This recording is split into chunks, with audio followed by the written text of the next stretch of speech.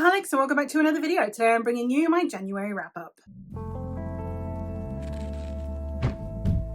In the month of January, I had some ups and downs. Jesus Christ, did I have a mixture of things going on here. So I'm going to be going through everything that I read. I'm going to do it by vlog to make it easier for myself and my memory. We're going to get through this. There are some 5 stars in here. There are some DNFs in here. It was a hell of a ride. I also read tons this month, even though I was feeling a bit about a lot of things, but maybe that's what got me to read other things. I don't know. So let's get into the books, shall we? We're going to start out with my 5-star predictions vlog, which was the first vlog that went up this year. And we have my rollover from 2025, which is the Leviathan Wakes, which I still have not finished. I'm still halfway. I am not determining the pace of this. I've already mentioned this one several times, so I'm not going to talk about it today because obviously I will talk about it when I do wrap it up, but this one did feature in that vlog and I am enjoying it so far. I also have my first spinner wheel pick, which was my first spin that I did in my TBR video for January, and we started with the Square of Sevens. I got the prompt, which was to read a new to me author, I believe, and this was a book that I just bought and it is my first book by this author, so it seemed sensible. This one ended up getting a 4.25 stars from me. I had a great time with it. It's a murder mystery-esque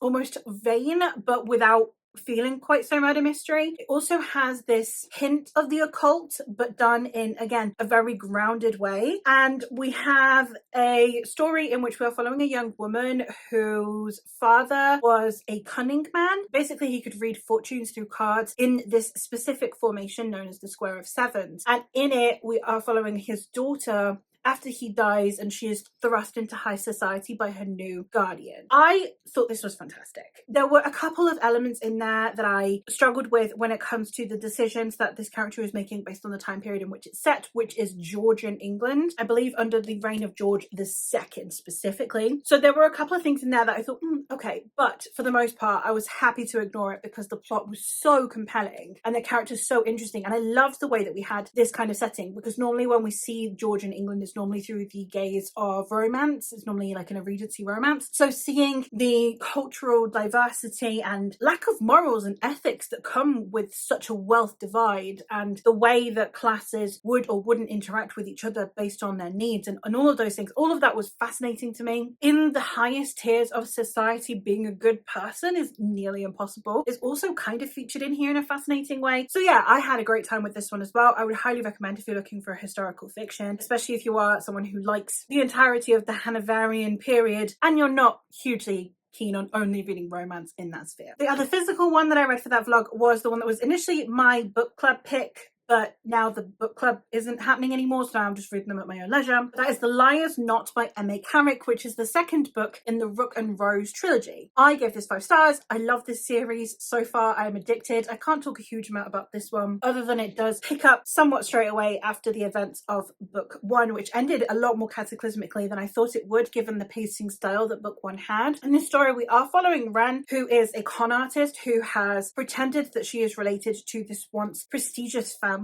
However, she does not know this family is in decline, and therefore they are suspicious of outsiders. Meanwhile, in this city, which is Venetian inspired, we have the Rook, who is a vigilante-esque figure who is trying to keep all of the classes in check, making sure that the wealthy don't exploit the poor too much, making sure that the gangs that are arising in the lower classes don't overreach themselves to harm the working class people. And it's a fascinating story. I love the way that this is told. I can understand why this isn't for everyone. I genuinely can, but it is for me, and I loved it so much. Editing for here because I realized that I didn't mention Hemlock and Silver, even though that was another highly rated read. I don't know how I managed to miss this one. It was the buddy read that happened over on my Discord. I had a great time with this one. This one is a T. Kingfisher. This one is a Snow White retelling, and in it we are following a young girl whose father is the king, and he comes to our protagonist, who is a poison expert, and he suspects that his daughter is being poisoned, and therefore he elicits her help to go see what is actually happening to his daughter and see if she can save him. And then we enter into like mirror realm kind of space, and it gets a bit wacky. We also have the kind of romance going on in the background. We have a talking cat. It was lots of fun. This hybrid between fairy tale and horror that I really loved from T. Kingfisher was prevalent in here as well. Had a great time with that. that, and I would highly recommend. Back to the regular video now, but I just thought I would mention it because it was worth a mention. I had a great time with it. Now, this is where I had my menses and had a huge mental health dip and was just not feeling it. So we started out with some romantasy. I read The Wolf King and the Night Prince by Lauren Palfreyman, which are books 1 and 2 in the Wolf King series, I think it's called. And the first book is following a young woman named Aurora, who is the princess of the Southlands, which is basically England. Then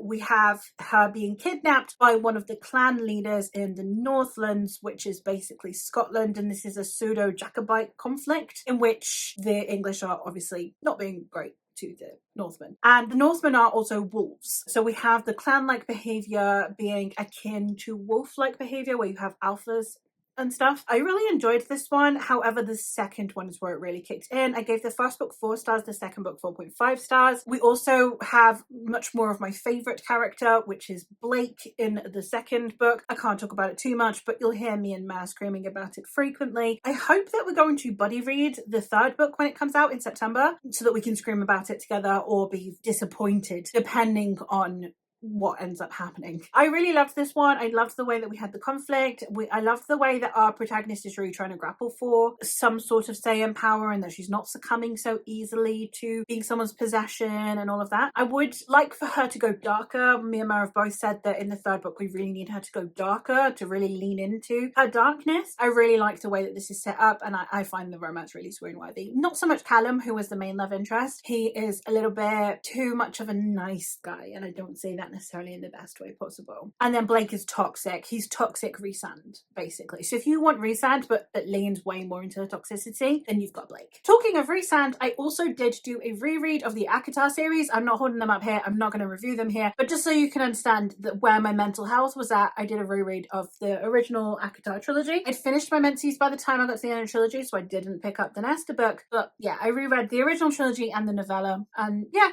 still love Rhysand. Who'd have thunk it? Moving on. Now we're going to go into my spinner wheel vlog, which was a time. It was an interesting time. The first one that I pulled out was I picked up Words of Radiance because it was from my Extended Universes jar, and then I pulled out Cosmere, and the next thing I need to read in the Cosmere is Words of Radiance. Sadly for me, this led to a DNF of the Stormlight Archive. Now in the vlog, I do state that I don't really have a problem with these books. They're not ones that I actively dislike necessarily. I just don't like them enough to sign up for. Obviously these ones, this is half of the book, and this one's 600 pages. The whole book is over 1,000 pages. And this is book 2 out of 5 so far, right? So I have 4,000 more pages to read in a series that is going to be 3 stars for me. And I just don't think I want to do that. I had said in the vlog that the reason I was clinging on to still trying to read through Stormlight is because I know that the Cosmere is all connected, and I was worried that it would mean that I would miss out on things when I do get to the books that I do want to read when they come out, that being the second Elantris book and the second Warbreaker book. However, thankfully, a few of my besties are Cosmere girlies, and they have said that they'll let me know if I really need to read them, but that they doubt it will be a necessity. It's more that to understand Stormlight Archive, it's helpful to have read the other books instead of the other way round. So I'm hoping that's the case. I will continue with the Wax and Wane or Mistborn Era 2 series because I did enjoy the first one enough, and it's like fun and campy, and it doesn't matter if those are 3 stars because they're quick and they're fun and they're easy to get through, but it's these mammoths that it's like it just feels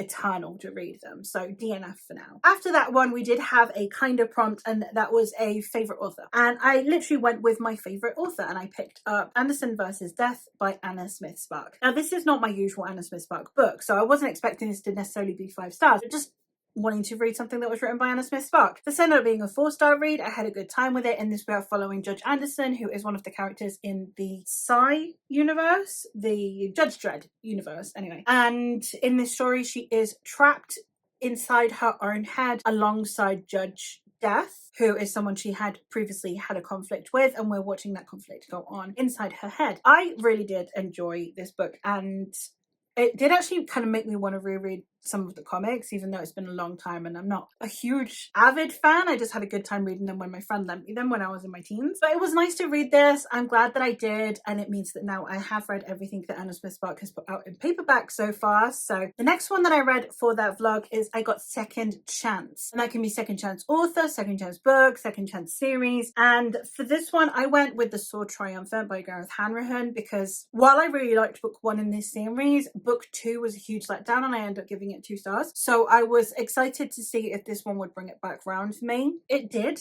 In a way, I did enjoy it a little bit more than book 2, but it's not one that I felt very strongly about. This is a series in which we're following a group of people who previously had saved the world, and now our main character Alf is maybe going to have to get the band back together. It's very typical epic fantasy, and I think if you're new to epic fantasy, this could be an enjoyable series. I just felt like book 2 didn't really serve a purpose and didn't go anywhere enough to warrant the amount of pages that it was. And then book 3 wasn't even trying to course correct, it was just trying to continue on from book 2, but we have a huge time jump, and there were just things that I ceased to care about in book 2 that book 3 didn't quite rope me back in for. So while there were still things that I really enjoyed from book 3, it didn't fix the problems that I had with book 2 enough to still warrant feeling like more than a 3-star. I'm on the fence as to whether or not I'm going to unhaul this series, but at least now that I've finished it, I can make an educated decision when the time comes. The next book that I read for this is I got the R Fantasy Bingo card come up on the wheel, and for this one I needed to fulfill one of the R Fantasy Bingo prompts that I don't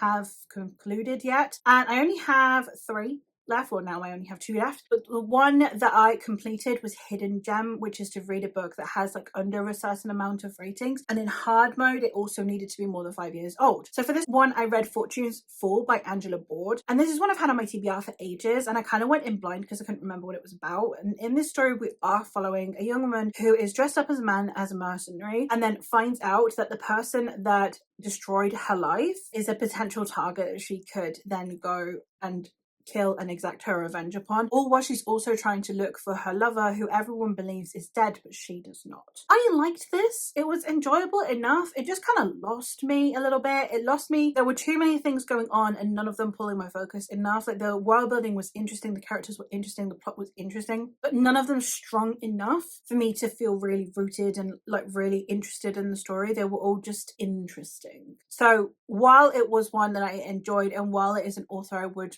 happily read a different series from, this one felt very much like a self-pub debut. And the last one that I read in that vlog in particular is I read another 5-star read. I got the prompt, which was to finish a series. This is one of the few series where I have only the last book to go, so it made sense for me to pick this up. I was very excited to get to it. Tides of Torment by NC Scrimshaw, and it did not let me down. This series is a Scottish folklore inspired epic fantasy. It's maritime. The first book, Sea of Souls, we're following a young woman who is returning home after having been out at sea for a long time, only to discover that her homeland is being ravaged by Selkies, who are at war with humans. However, her and her brother manage to escape when her family are murdered, and then she encounters a Selkie who is willing to help them in exchange for them helping him find his pelt. And the story progresses so much further from there. It's one of those where when you tell the synopsis of book 1, it feels so small compared to everything that goes on. I had a great time with this. I love the character building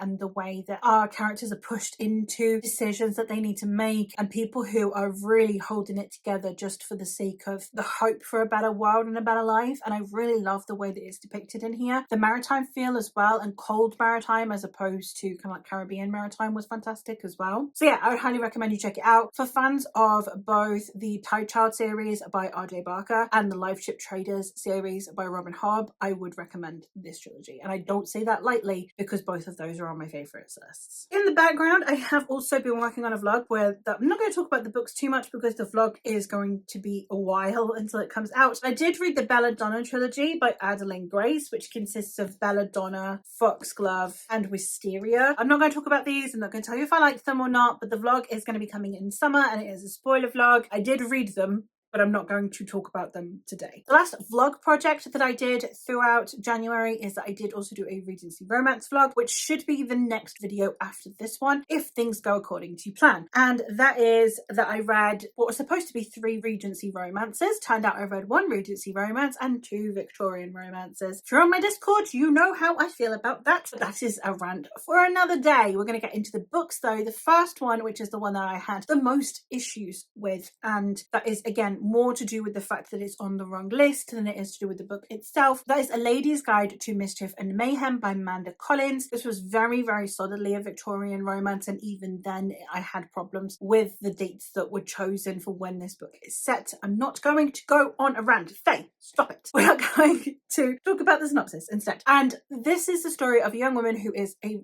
reporter. She's a reporter on murders in the 1960s.